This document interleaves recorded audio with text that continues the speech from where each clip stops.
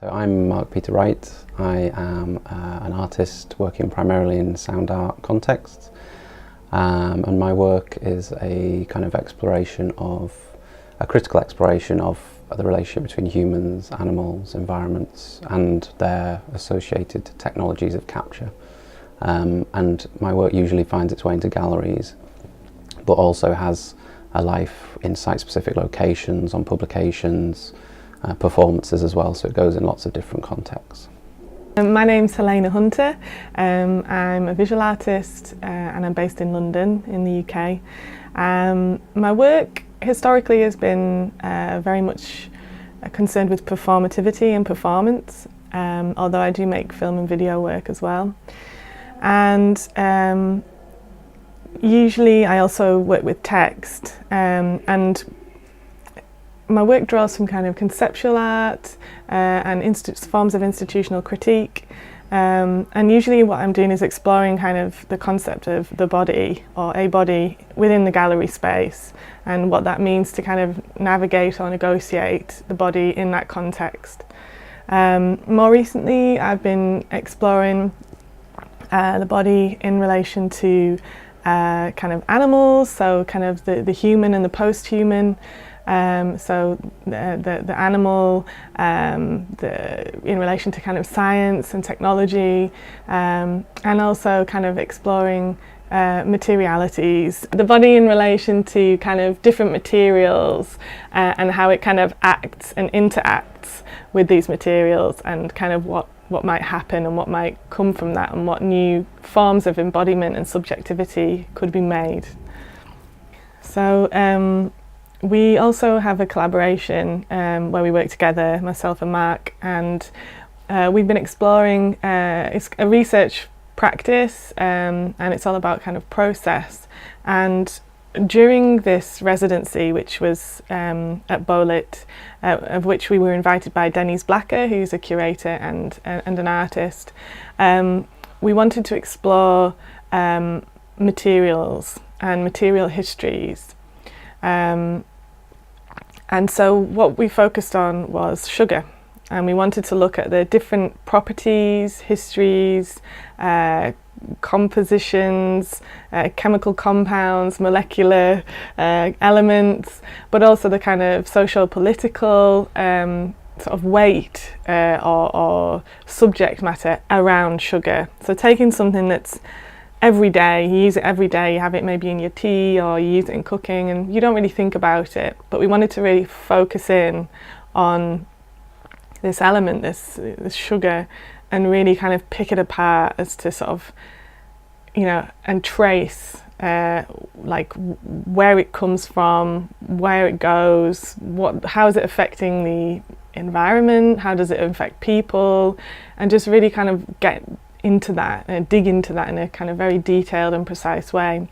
So we spent the week researching sugar, and also it was quite interesting what we found with we're from the UK, and obviously with residency in Spain, Spanish history and also British history has a very, you know, huge part to play, particularly in the kind of growing of sugarcane in the Americas, and there's a kind of whole issue around colonialism and exploitation of people and labour and slavery, and we sort of looked into that, but we were also looking at kind of futures and presents. So like, how does sugar and how does the farming of sugar kind of affect the environment?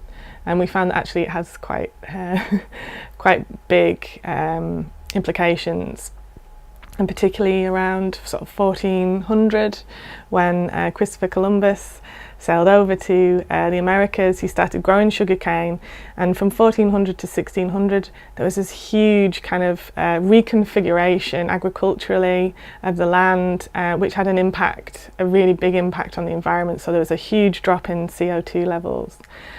So just finding out these really interesting histories and trying to think about how, just by working with this sugar, this little granules or these cubes of sugar, how we could sort of physically, performatively explore that in the space. So we were working in the Girona History Museum, It's like a history of the city museum, and we had this space, beautiful space, quite long, and we kind of just occupied that space, brought in different materials. So we had sugar cane, we had sugar cubes, water, we brought a plant in, and we started to performatively play and to sort of really explore what can this material do? What does it tell us? If you didn't know anything about the histories or the properties of this, how can we pour it? What happens when we add water to it? How does it move? How does it transform?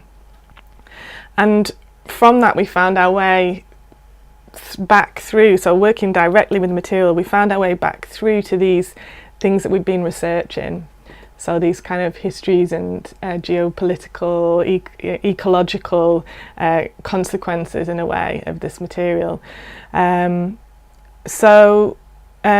also worked on a film. So we made a film and a sort of soundtrack as well, and what resulted was a kind of laboratory style presentation, which was kind of functioned as an installation, a performance and an exhibition where the audience could move around and watch these little performative actions, move around and kind of explore the space with us, and watch and interact if they wanted to, and so it became this, like a kind of laboratory or kind of research space for investigating the properties of sugar. This residency was done under a new collaboration called Metallurgy that Helena and I have recently started, and we're still exploring what this collaboration is at this point, I guess, but it's very much an experimental research project that is interested in the things that Helena was talking about, i.e. Looking at both material and immaterial culture or cultures, whether that's human or non-human sort of centred, and tracing a kind of an ecology around that, taking us for instance, we dealt with sugar in Girona, but there's another material we're quite interested in, which is silicon, which was actually what we were thinking of potentially of doing instead of sugar, but sugar showed itself more than silicon. But silicon's interesting because it's a huge part of the Earth's crust. It's also part of our skin. It comes from coral out of the sea. It forms microchips. So there's a very entangled relationship between media and nature, and with that there's kind of political consequences that we're interested in exploring. And at the moment this project is trying to look and listen and kind of probe those types of materialities, and to try and position them in a way that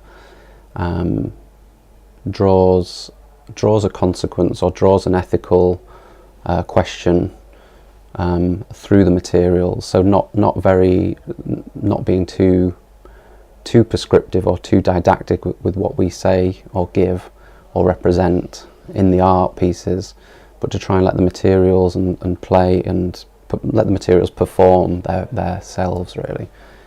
And that's the tricky balance, I think, that we're exploring. It's been great this week to explore that. It's given us a lot of freedom to try and explore that.